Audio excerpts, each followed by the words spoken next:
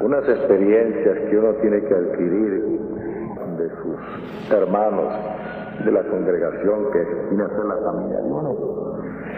Y naturalmente, en aquellos tiempos primitivos, en donde no tenía pues a quién recurrir, pues tenía que vivir una vida, bueno, completamente, diríamos en Venezuela, tasada. A veces no había suficiente que comer, había que comer plátano verde en los primeros tiempos, porque en realidad no había cómo pasarla aquí en este lugar, en una hacienda amurallada, sin poder salir a ningún lugar, sino metido en la casa. No son 3 días, 4 años y medio. Metido aquí únicamente que meditando sobre en qué forma podría yo resolver el problema de mi misión. Por ejemplo, yo tenía que engendrar 2 hijos. La edad mía avanzada, no, era un trabajo que tenía que hacer para que con tiempo preciso, con tiempo fijo, aparecer esos niños para que se cumpla la sagrada tradición. Tenía que meditar, tenía que estudiar bastante como para poder descubrir cómo era que yo debía de cumplir la misión con tiempo fijo. Ese es por un lado. Por otro lado, los tiempos aquellos de lluvia, que el primer año, por ejemplo, no cesó de llover, esto era una ciénaga, no cesó de llover, no se le veía el sol. Buenos días. No se le veía el sol, no se veía el sol. Esto, naturalmente, uno de Leo que se siente mucho mejor cuando hay sol que cuando hay lluvia. Pues fue un año de verdadero prueba para tener que soportar este estado de cosas aquí. Y la casa completamente, bueno, demasiado pobre, verdaderamente pobre. El lugar, ya que eran unos cuartos que me dieron muy sucios. Bueno, desde luego que Carlota, una mujer que se mueve, limpiaba y arregló las cosas. ¿Cómo llegó usted aquí, maestro? Perdón la interrupción. Yo llegué aquí con el hoy DATPA, Vicente Licona, que conocido del mayor Alcántara, se encargó de buscarme este retiro porque ya yo había visitado Puerto Rico, Santo Domingo, había estado en los Estados Unidos y no encontraba mi lugar de retiro. Obedeciendo a la Biblia, ella siempre me decía que me saliera de aquel lugar, yo no tenía que salir. Hasta que por fin surgió la idea de que Vicente Licona, que era el único que sabía dónde estaba yo en Baja California, el único que anduvo conmigo en Baja California, ese me dijo, yo le voy a conseguir, si a usted le parece, en Veracruz hay un amigo mío, y este amigo mío que es militar, puede que me ceda un lugar para usted. Yo le dije, vamos, hágalo, a ver, porque ya el tiempo se está avanzando, se nos viene el tiempo encima y necesito ir a mi retiro. En esta forma, Licona vino a hablar con el mayor, luego regresó allá a Baja California y me dijo que podía venirme. Así llegué yo aquí. Cuando llegué,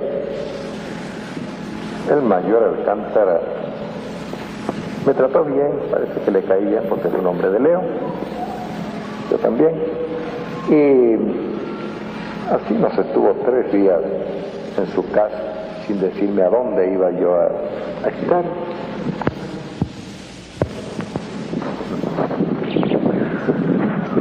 Pues el mayor Alcántara me estuvo 3 días en su casa, en la parte donde él vive. sin decirme a dónde yo me iba a quedar. Llegué yo aquí, y entonces él me dijo a los 3 días, me dijo, pase para acá, que aquí es donde le voy a dar lugar para usted. Naturalmente, era un cuarto que estaba lleno de cachivaches, lleno de triques, como dicen aquí, no, sucio. Ese era el cuarto donde yo iba a quedar, 2 salones me iban a dar, uno para dormir y otro para la sala. Ahí en la sala me encontré con 2 columnas hechas de cristal, de pedacitos de espejo. Y esas 2 columnas dije yo, estas son mis columnas para mi altar. Y las puse así, las 2 columnas para mi altar. Armé mi altar, me regalaron un fanal chiquito, así como ahí hice yo mi lámpara votiva. Ahí empecé a vivir en este lugar, como una especie de cárcel. Sí, no poder salir, por eso retiro, se llama retiro. Aquí me encaminé a hacer algo de bien por la gente. Empecé a darle unas curaciones, ¿sí? Dar algunas curaciones, y sucedieron cosas muy importantes. A los 4 o 5 días de estar aquí, se presentó un pleito en la hacienda a cuchillo, dos hombres con un cuchillo, uno a querérselo quitar y el otro a no dárselo, porque querían agredirse. Entonces les dije, con autoridad, les dije, entréguenme ese cuchillo. Me entregaron el cuchillo, a usted se lo entrego, para más nadie. Dije, vayan a hablar con el patrón, que las cosas se arreglan hablando con el patrón, no así, por mal play. Empezaron a suceder cosas de ese tipo. Total que conviví aquí esos 4 años y medio, grabando 84 cintas. Ya de algún tiempo, un hermano, Licona, y otro hermano de nombre, no me acuerdo del nombre de él, Orozco. Bernardino Orozco, sí. Ese le escribía yo de aquí para allá. Son del grupo de Ensenada. Grupo de Ensenada, pero él no sabía en dónde estaba yo, sino que yo ponía en el correo y en el correo me iban a entregar ahí las cosas que mandaba. Y así, para no perder el tiempo y estar trabajando siempre por la orden, aunque estuviera en mi retiro, yo hacía cintas, las grababa entre Carlota y yo con un disco venezolano, y así preparaba las cintas, las daban allá en Baja California 2 días, el viernes y el domingo, el viernes a las 8 de la noche y el domingo a las 10 de la mañana. Fueron 84 cintas que grabé, conferencias para ser, bueno, difundida por la radio. En esta forma estaba trabajando en Baja California y a la vez estaba en mi retiro, para no perder el tiempo desde el punto de vista externo. Así no puedo decir otras cosas que se hice aquí, porque en realidad no son del dominio público, son cosas iniciáticas que son de mano mayor. Aquí encontré muchos símbolos. El que encontré fue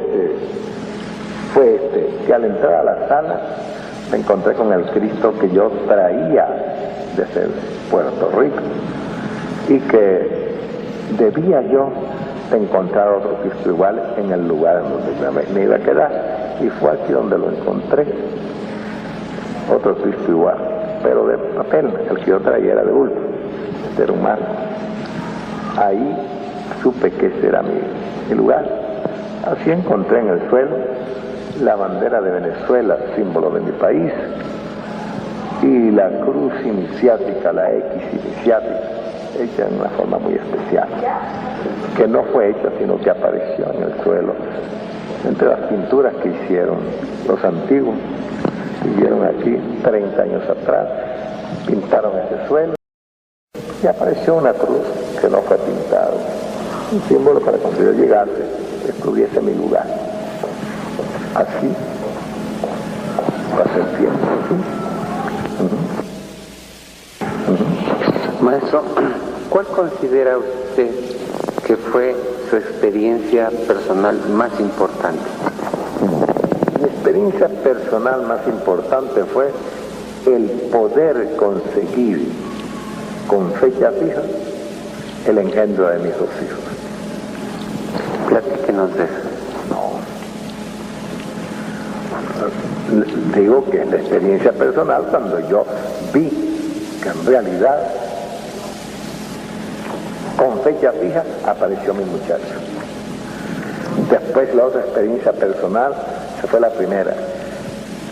La otra experiencia personal es que yo sabía que debía morirse el primero y me mortificaba por no darle a Carlota la mortificación de que no teniendo ella hijos, no habiendo tenido hijos porque ella era vientre virgen, no había concebido, se le fuera a morir porque estaba tan llena de ilusiones. ¿Usted no quería decírselo?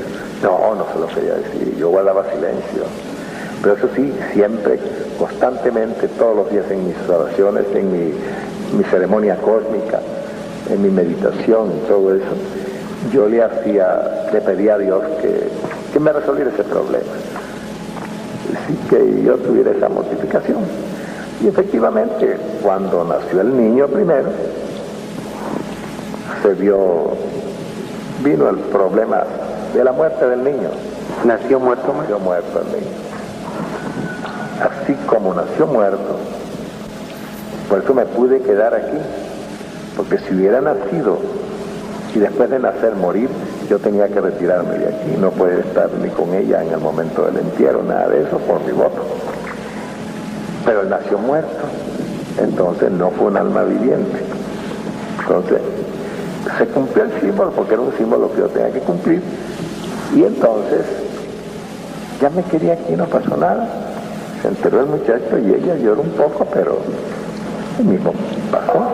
Cuando le dije que no se mortificara porque él volvería, se alegró porque ha tenido la fe en mí firme. Entonces, las cosas que ella tejió, la canastilla que ella le hizo a su hijo, la quería regalar, y entonces yo le dije, no la regale porque él vuelve, ya la guardó. E inmediatamente después que salió de su estado, salió otra vez en estado, y entonces le dije, aquí no se te muere, porque yo estaba seguro de eso. Entonces me dijo, ahora nos vamos a cargar de hijo. Le dije, no, ahora no nos cargamos de hijo, porque hemos nacido para tenerlos nada más. ¿De dónde le nacía a usted esa convicción, maestro, para decirle a su esposa eso así? Bueno, es difícil explicarlo, porque es que hay realizaciones internas que no se pueden explicar. Uno llega a un momento en que sabe las cosas que tiene que hacer y lo que le va a ocurrir. Entonces, con ese conocimiento básico es que uno dice las cosas. Siempre se hace con cierto recelo, siempre se hace de forma sobria. Nunca está uno que ahora va a pasar esto, va a pasar lo otro. No, uno guarda silencio. No siempre tiene sus reservas, aunque sabe que tiene que suceder aquello. Siempre hay una prueba que pasa el candidato, y es esto, de que sabiendo que va a suceder las cosas, siempre tiene sus recelos. Su pequeña duda, diría. Su pequeña duda. Y entonces a uno no le queda más camino que pegarse a Dios para que le ayude. Por eso siempre la palabra del iniciado es, no me dejes solo, que sin ti no voy a ninguna parte. Hablando con Dios, y le dice que se cumpla tu voluntad. Te lo pido. Bueno, sin embargo, sea lo que tú digas, punto. Pero siempre se lo tiene uno en la boca, y con eso salen las cosas adelante. porque uno sabe que van a ocurrir, pero siempre pueden ocurrir, puede a Dios darle la gana, puede darle la gana de no hacerlo. Entonces, como Él lo hace todo, entonces uno tiene siempre ese imploro a Dios, siempre, pero con seguridad, basado en una seguridad de la ley. ¿Entiendes? Es así como son experiencias muy duras. El retiro no es una cosa de placer, es una cosa de estudio, de investigación. Luego viene el estudio en las meditaciones del plan, que se aclara el plan cósmico, todo lo que tiene que hacer al salir del retiro. Tiene que realizar el plan ya realizado el plan, entonces se entra a la batalla, a salir al mundo, a cumplir la misión. Por esa razón es que los maestros se retiran, se van a un lugar apartado para ir realizar lo que tienen que hacer. Así le pasó a Moisés en el monte Sinaí. Ahí él meditó mucho. Ahí se juntó también con Séfora, se juntó con ella, que fue la séptima, 7, la mayor. Eran 7 mujeres. La mayor la escogió él. ¿Por qué la escogió la mayor? Era mayor en experiencia, mayor en espíritu, tenía experiencia y sabía lo que era un iniciado, y así la escogió como su mujer para engendrar su hijo. Bueno, en esta forma, la vida de un iniciado en su retiro es de estudio, de investigación, de observación en todo. Vinieron pruebas muy duras, desde luego. Las pruebas duras fueron las pruebas que me puso mi muy sublime maestre, que aparece como que él no sabría nada de estas cosas, y eso no es posible, sino que él lo sabía todo, pero él tenía confianza en el hermano mayor. Él sabía que el hermano mayor realizaba el sendero. Y si él le decía, no haga esto, esto es así, él decía, él tiene que realizar si lo debe hacer o no. Ese es ahí el gran misterio del sublime maestro y el hermano mayor. ¿Usted siente que él lo ponía siempre en la disyuntiva? En la disyuntiva siempre. Es la prueba. Porque muchas palabras de él me lo demostraron. Cuando él dijo, yo le tengo que dar duro a mi primer discípulo. Porque mi primer discípulo es que le doy duro. ¿Y cómo me podría dar duro? Probándome a ver si yo desconfiaba de él. Porque cuando uno tiene un maestro y uno no está seguro de su maestro, apenas el maestro se sale de la línea, entonces uno dice, no, este no es maestro, yo no lo sigo, punto. Si le dice una cosa para después salir con otra, ¿cómo va a ser posible que un maestro va a decir una cosa ahora para después salir con otra? Entonces no estaba seguro de lo que dijo, va a enredarlo todo. No, maestro no enreda las cosas, el verdadero maestro no enreda las cosas, las hace porque hay que hacerlas así. Entonces, él, pues, hizo muchas cosas que aparentemente parece que se le olvidaba lo que había dicho, parece que torció el camino. No torció ningún camino. Pase lo que pase, usted no cambiará de esto que le estoy diciendo. Entonces él tendría la seguridad ya de que lo iba a cambiar todo. A ver si yo en realidad seguía lo que él iba a decir o seguía lo que me estaba diciendo en ese momento. Era la disyuntiva del maestro. Es donde se va a ver si el discípulo tiene madera de maestro. Maestro, ante esta perspectiva de hablar de la experiencia del gran discípulo en el retiro, yo le hago la siguiente pregunta. ¿Cuál considera usted que fue la gran experiencia en el retiro del sublime maestro? Bueno, eso sí es verdad que yo no puedo, porque yo no puedo saber la experiencia de él en su retiro. Me refiero desde el punto del discípulo que ve a su maestro. Entre el José Manuel Estrada que se despidió en Nueva York en 1950 y el José Manuel Estrada que habla conmigo 23 años después y ve a su maestro en la perspectiva de aquel hombre que él conoció en Venezuela, ¿cuál considera usted que fue el gran cambio, la gran transformación, la gran realización del maestro desde el punto de vista de usted como discípulo? La gran realización del maestro me parece a mí, creo yo, a una de tantas realizaciones de él, es que aún sabiendo él, porque ya lo sabía, la misión de su primer discípulo, y él tuvo que forzarlo para que cumpla esa misión, siempre tendría él sus dudas, como las tuve yo, y esas dudas es lo que lo harían a él sufrir. Tal vez pensar, caramba, si Estrada no me da la medida, caramba, si Estrada no ha realizado, no ha comprendido el plan, todo lo que yo le he dicho, caramba, me tengo que retirar, y según las reglas, yo tengo que entregarle a los poderes, yo tengo que hacer de él un maestro. Que fue cuando me dijo, pues, usted puede llamarse maestre, usted ahora es un yo mismo. Entonces, era él manifestado en su discípulo. Por esto fue que yo le escribí cartas, a veces inconscientemente, pero que decían grandes verdades. Una carta le dije, porque usted hace lo que yo no puedo y yo hago lo que usted no puede. Entonces estamos unidos. En realidad no lo podía hacer todo. Se necesitaba hacer una cosa yo y otra él.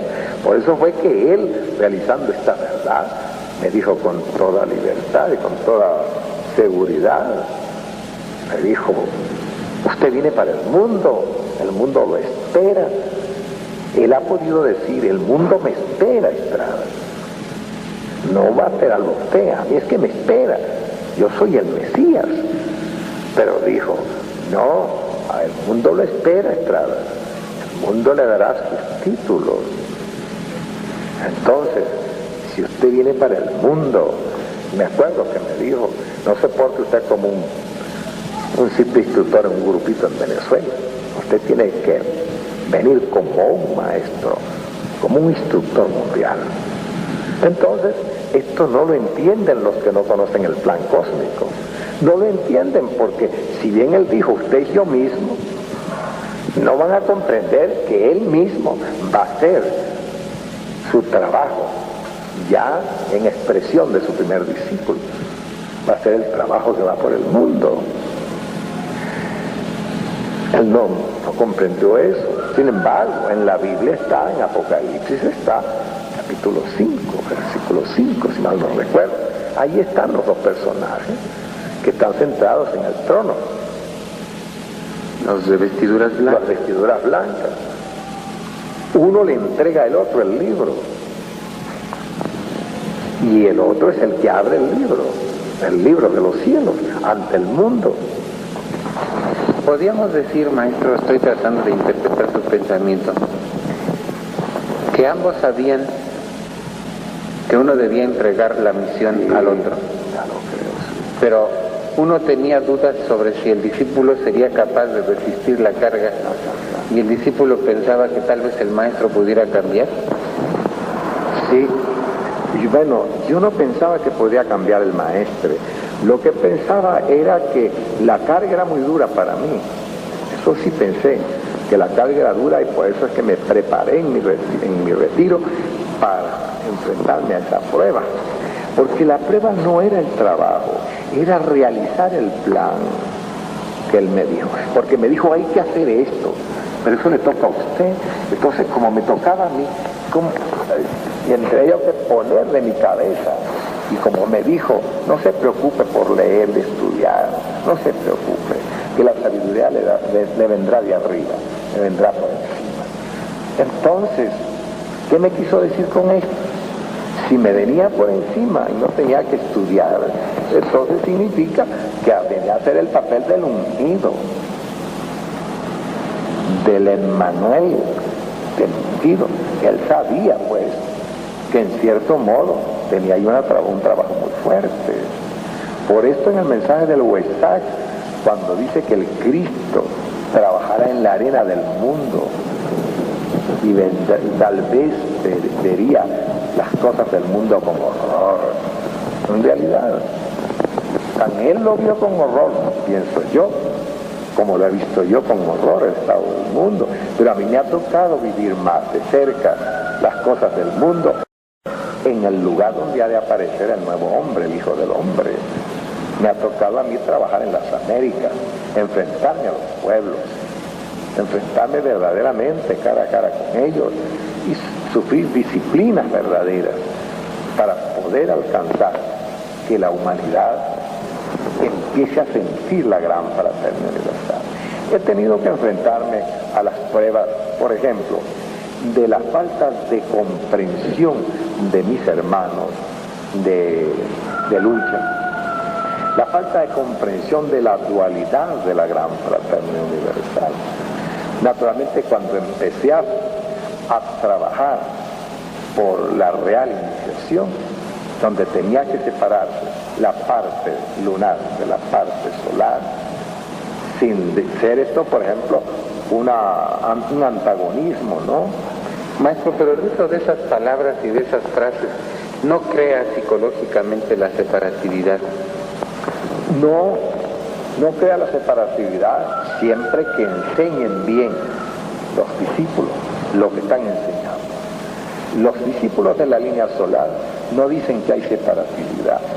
Pero digo, psicológicamente hablan de los lunares y de los solares, y cuando yo oigo emplear ese lenguaje, se está tácitamente haciendo una división. No se hace división, se polarizan las dos cosas, se polarizan, porque si decimos lunares, bueno, es lo mismo que esto, decir que la mujer y el hombre no se deben de juntar. No puede existir la vida sin la mujer y el hombre.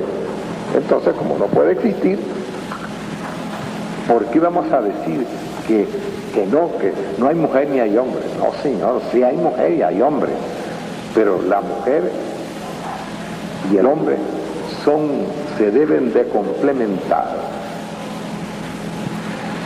para que sea la pureza de la institución, la gran fraternidad universal, para que no sea una secta religiosa. Maestro, ¿y esto no dará lugar a que mañana o pasado algún despistado salga con que es de la línea marciana o venusina o algo así? No, cada cual puede pensar lo que quiera, y todo el que piense está dentro de la gran fraternidad universal, según lo que piense, porque la gran fraternidad universal no es justamente una secta religiosa. Pero maestro, ¿no sería ir subdividiendo y subdividiendo y subdividiendo? No se puede subdividir. ¿Y por qué se va a subdividir?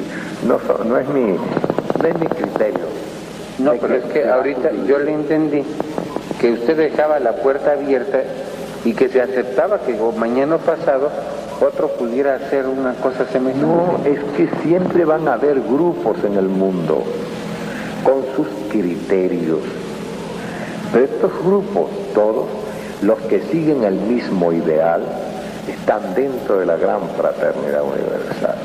Ella representa la unión de todos ellos. Si al principio no lo comprenden, al final lo van a comprender. Es decir, mientras nos identifiquen las metas, no importa las técnicas de trabajo que no importa las técnicas. Han surgido institutos de yoga por donde quiera, institutos de yoga, y no se ha dividido la humanidad, la gran fraternidad universal en institutos de yoga. No, es una actividad de la gran fraternidad universal. A medida que vayamos avanzando, van a llegar actividades culturales, van a llegar actividades gubernamentales a moverse dentro de la gran fraternidad universal. Y entonces cada vez más se va fortaleciendo la gran fraternidad universal. Es así como se va a implantar el gobierno iniciático del mundo. Pero para esto necesitamos preparar la humanidad, que lo estamos haciendo a través de institutos de yoga, centros de estudios, etc. Preparando la humanidad con cruces de medio genial, de Genián, ¿entiendes? De Getul. Entonces ya se implantará la iniciación real, porque un Getul vive una vida iniciática real. Entonces los gobernantes van a ser reales, gentes de cruz, reales, sin que haya choques de nada, sino que se familiarice los gobiernos con este tipo de actividad cultural, que es la línea iniciática. Por eso mi maestre me dijo, abra los ojos, entienda que necesitamos implantar el gobierno iniciático. Maestro, cuando se habla de implantar el gobierno iniciático, ¿el maestro o usted pensaron alguna vez en una teocracia? El maestro habló de que el futuro, la misión de la cual, o la humanidad, iba a caer en una teocracia. Es decir, no lo vemos entonces como algo que nos pueda sorprender si nosotros empujamos a la humanidad hacia allá. Una teocracia, gobierno de Dios. Bien. Maestro, considerando que todavía están frescas en su memoria las impresiones de este viaje continental que acaba usted de terminar, yo quisiera que me hablara de él. ¿Cuáles fueron sus experiencias y qué motivó, qué originó ese viaje? Bueno, el viaje lo originó que yo, ya implantando en México la línea solar, necesitaba irla a extender por el continente americano, que es donde va a surgir, o está empezando a surgir, el Hijo del Hombre, el nuevo hombre. ¿Entiendes? Entonces tenía por fuerza, eso lo tenía ahí en mente porque no podía ser de otra manera. Se encontraban problemas en el exterior que necesitaba yo resolverlos. Los problemas del exterior era que todavía la gente no sabía lo que es la línea solar, porque no me había oído hablar en todos los países. Entonces, algunos al hablar deforman la línea solar. Desde que salgo yo, toco todos esos países para forzar, implantar la línea. Hablando de la línea solar, yo sabía hablarles en forma sencilla, en forma clara. Así salí con esa misión. Mis problemas más duros los encontré en el Perú, desde luego. El Perú es un país que estaba en una cortina de hierro con respecto al hermano mayor. Ahí no llegaba nada del hermano mayor. No era permitido. En lo que llegaba ahí lo agarraban, lo atrapaban y nadie sabía nada de eso. Entonces yo me decidí ir al Perú a romper ese hielo. Al entrar ahí, naturalmente, las fuerzas de mis hermanos, les decimos lunares porque son los que vibran con la mística religiosa, bueno, se enfrentaron a mí, tenían fuerza y yo tuve que pasar mis tragos duros. Pasé mis tragos duros, pero sembré la semilla y está fructificando esa semilla ahora. Y esto va a seguir fructificando hasta que se implante completamente. Allá tenemos ya la central de nosotros. Si hay una central lunar, hay una central solar también. Entonces ya establecemos un equilibrio allá, un perfecto equilibrio. Y así me vine por todos los países haciendo la misma cosa. Unos más duros, otros más suaves, pero unos entendiendo la línea de una manera, otros entendiéndolo de otra manera, pero se dejó implantado. A ver, yo le quiero preguntar parte por parte, para que tengamos una idea más clara. Su experiencia en Chile. Mi experiencia en Chile fue una cosa muy importante, porque Chile me esperaba, ya que el reverendo Gaspar, en cierto modo, se sentía muy amarrado con la línea lunar. Me lo tenían trancado de tal manera que el hombre no quería estar amarrado. Vio que la línea solar es más a darle al sujeto su libertad para que actúe por la línea, que es la verdadera línea iniciática. Entonces, él resolvió de la noche a la mañana ponerse de parte del hermano mayor. Cuando vio todas las declaraciones que la línea solar hacía en México, con tanta seguridad, con tanto conocimiento de causa, él se dio cuenta de que el hoy gurú Domingo Díaz Porta se plegó al hermano mayor decididamente, definitivamente. Entonces él dijo, si ese se plega, ¿por qué no me voy a plegar yo? Se dio cuenta de que el Getúl Pacheco se vino con su familia a estar a los pies del maestro, él dijo, entonces, ¿qué hago yo? Ando sin estar seguro de lo demás, ando yo solito por ahí baloventeando, estoy en peligro de caerme. Entonces se plegó y plegó a los suyos con el hermano mayor. Entonces el hermano mayor se fue para allá a hablarles claro de lo que es la real iniciación. Así en Chile me encontré con un grupo bien preparado,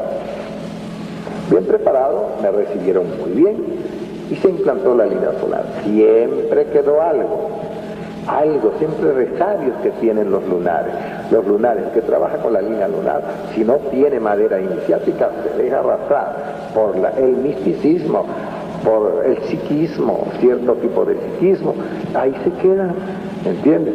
Siempre adorando a Papá Dios, sin ver que Papá Dios está en todas partes y no es un solo lugar.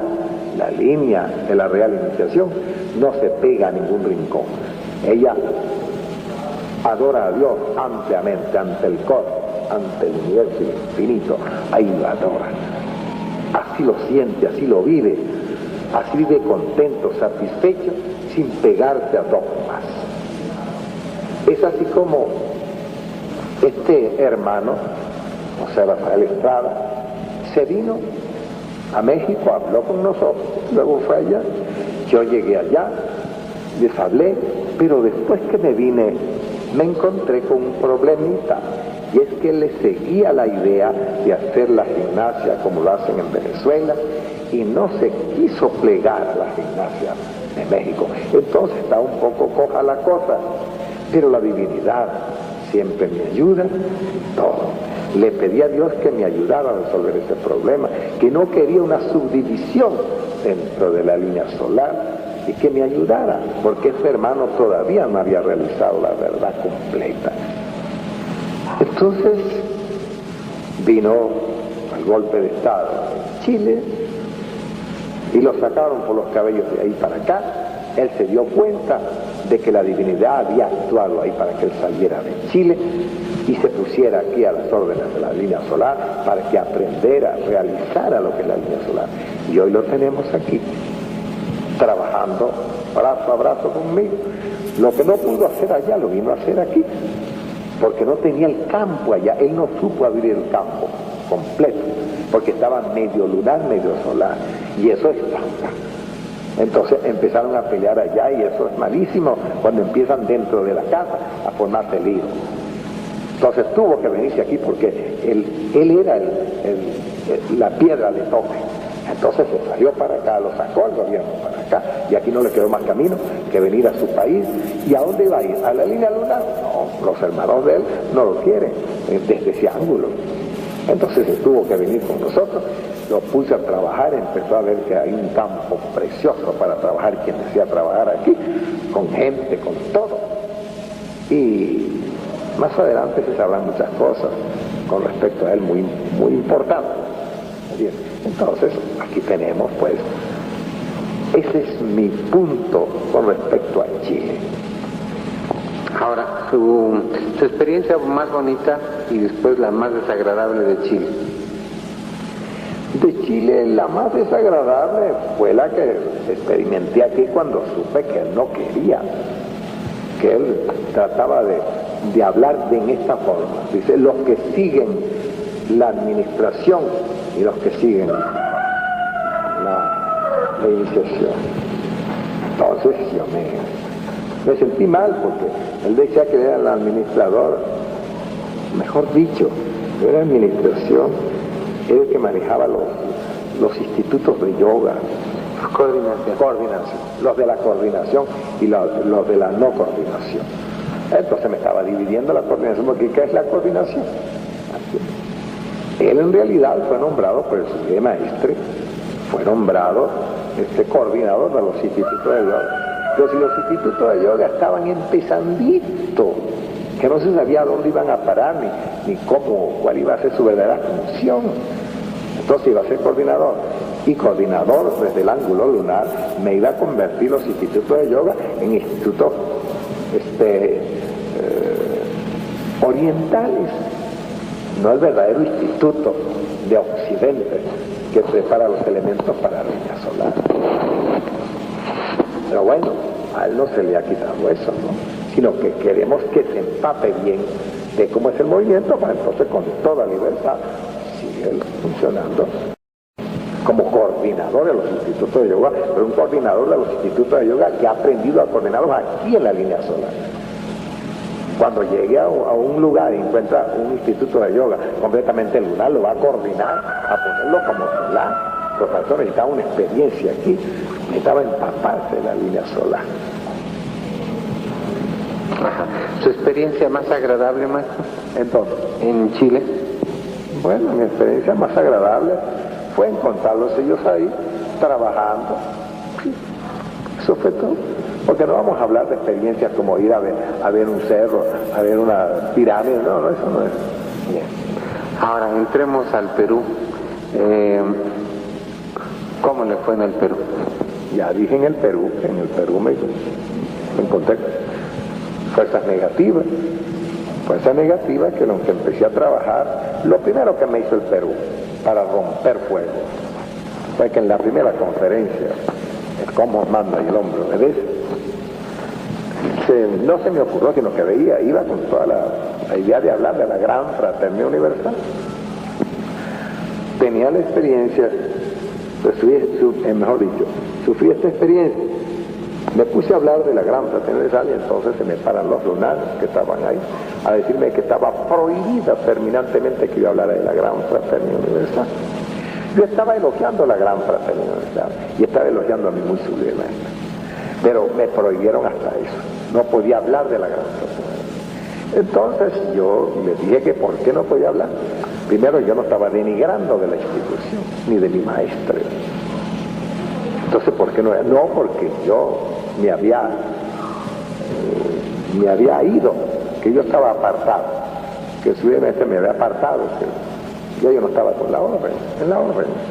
Naturalmente, yo consciente de mi misión, traté de guardar silencio para no seguir una lucha con ellos así abierta y públicamente. Tan es así que guardé silencio, y en lo que guardé silencio el público se encargó de formarles un escándalo ahí. El público les dijo que por qué razón hacían esas cosas, que si teníamos nuestras diferencias, que las discutiéramos en nuestra casa. Y no, sin embargo, pude hablar en diferentes lugares. En la universidad pude hablar en, bueno, no me acuerdo en estos momentos los lugares, porque no se me quedan a mí esos lugares, el nombre de los lugares, pero sí pude desarrollar mi plan de trabajo. Ahora bien, ya después de desarrollar mi plan de trabajo, me salí de ahí y dejé a Carlos Chang, hombre de envergadura, hombre fuerte de carácter y con conocimiento de la línea solar. Así, antes de irme de ahí, dejé la casa ya encontrada para el Instituto de Yoga, el comedor vegetariano y, bueno, el salón de conferencias, etc. Quedó todo arreglado allá. Naturalmente que ellos me demandaron a mí y al demandarme me encontré un problemita. Pero yo nombré a mi abogado y ese abogado se encargó de todas esas cosas. Y yo no me tengo que meter en eso. Y ahí vamos trabajando. Ellos a la larga se van a dar cuenta de que están majando en hierro frío. No van a conseguir nada. Ya no se puede conseguir nada. De ahí no se puede conseguir nada. ¿Su experiencia en Bolivia, maestro? Mi experiencia en Bolivia es que en realidad un lugar tan frío como aquel, experiencias de frío, tener que pasar el frío que me tocó pasar ahí. Y encontrarme con que también las personas de ahí no tenían la plena convicción de la línea solar. Y la persona donde llegué, pues quería siempre alar la brasa para su zarofina, como decimos en Venezuela. Y tenía sus cosas bellas, era una mujer, tenía sus cosas que yo no podía prohibírselas, ni podía luchar contra ella. Entonces me encontré un poquito aislado ahí, bastante aislado. Los elementos muy dormidos, eran elementos lunares, muy dormidos, que se conformaban con muy poco, con hacer una reunioncita ahí, y parece que todos aspiraban a que se les diera algo por cumplir. No sentían la orden, el trabajo nacional no lo sentían. Entonces yo nombré, por hacer algo, nombré un consejo. Y lo nombré con un consejo, con un presidente que era un hombre de la línea, ¿cómo llaman eso? De la línea diplomática. Y como diplomático que era, bueno, lo hizo con diplomacia, pero al salir de ahí ya no trabajó. Tuve que esperar algún tiempo para mandar a Carlos a que reforzara eso. Carlos fue entonces a Bolivia, formó el consejo ya con otras personas y el Instituto de Yoga, que hay un muchacho ahí muy luchador y muy buen muchacho, aunque lunar, muy buen muchacho, llamado Luis Requena, que fundó un Instituto de Yoga. Ha tenido que enfrentarse a pruebas ahí de los hermanos, que todos hacen fuerza contra él, pero ha vencido ya entre él y Carlos Millán. Ya tenemos ahí en Bolivia siquiera una lámpara prendida de la línea solar. Tenemos una cosa muy especial. La línea lunar fue allá, hizo algo y después se fue. Después se fueron y dejaron todo tirado. Hasta los papeles de la personalidad jurídica, eso cayó en mi poder, todo eso. Y podíamos hacer lo que nos diera la gana. Ya me parece que está ya arreglado eso, que tienen ya personalidad jurídica y todo marcha perfectamente bien. Los lunares ahí en Bolivia no tienen fuerza porque se fueron en desbandada. ¿En Ecuador, maestro? En Ecuador me encontré con que la orden en Ecuador sufrió un fracaso hace muchos años. Fue fundado primero en Quito, la capital del Ecuador, que es Quito. Fue fundado el Consejo, ejecutivo del país, pero hubieron líos y brollos como los hacen nuestros hermanos lunares. Empiezan con sus líos a hacer política. Total que pasaron el Consejo Administrativo, el Consejo Ejecutivo, de algunas lo pasaron para Guayaquil, porque estaba el doctor Oñate ahí en Guayaquil. Pero sucede que tampoco sirvieron en Guayaquil, no hicieron nada. Un consejo que está ahí, que no hace nada, nombrado figuras decorativas, nadie trabaja, no hace nada. Entonces, los de Quito, Ecuador, cuando supieron que yo iba para Ecuador, yo no había visitado aquí, yo no había visitado Ecuador, cuando supieron que yo iba a visitar a Ecuador, aprovecharon de reunirse todos los que habían sido apartados por la línea lunar y entonces a formar el consejo. Significa esto pues que estoy trabajando ahora tranquilamente, con toda libertad estoy trabajando y el mundo dirá si estoy equivocado. Maestro, entonces en ningún momento tuvo contacto con ellos, ni directo ni indirecto. No. ¿En Venezuela? No. Yo fui a visitar a mi compadre que está detrás, al lado de ellos, y me salí para la calle cuando salí, y todo el mundo se asomó a la ventana para verlo, para verme a mí. Era que su situación,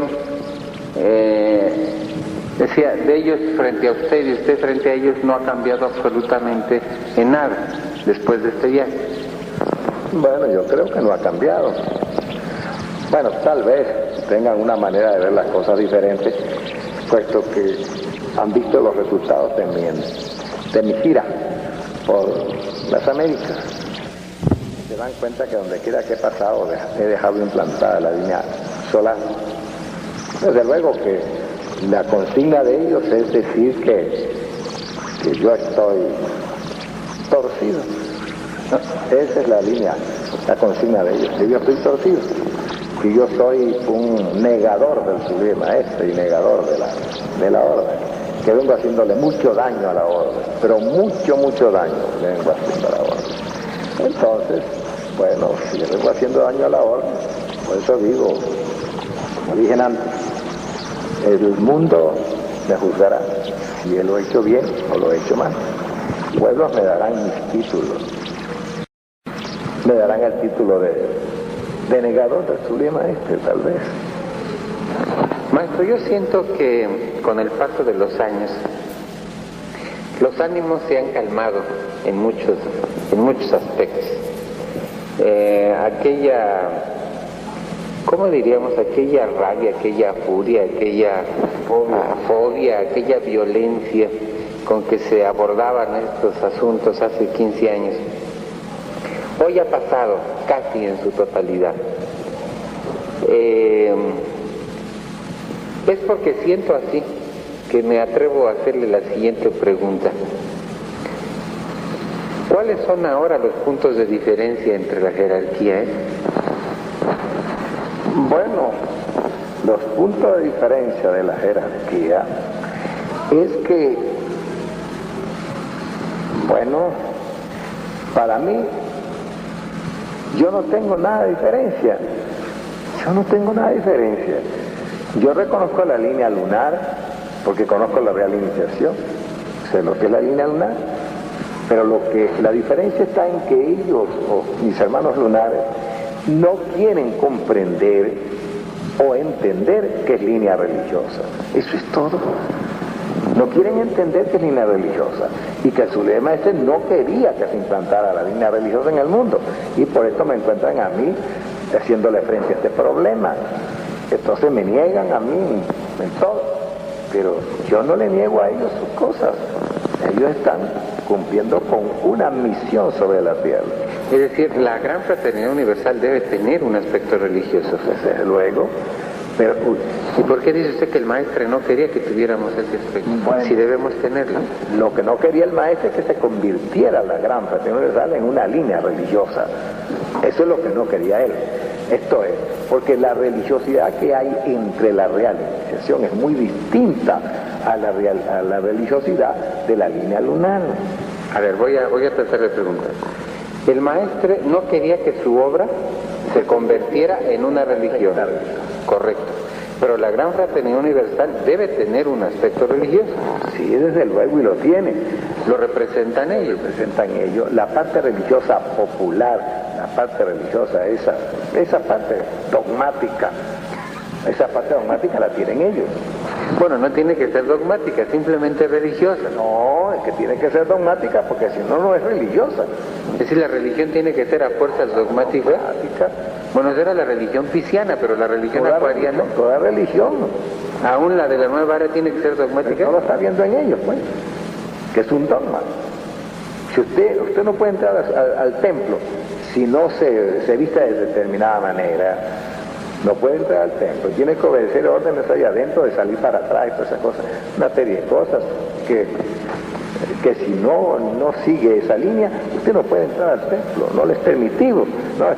Sin embargo, la línea solar tiene el templo donde se le va a atender a la gente externa con su tipo de religiosidad, pero sin dogmas.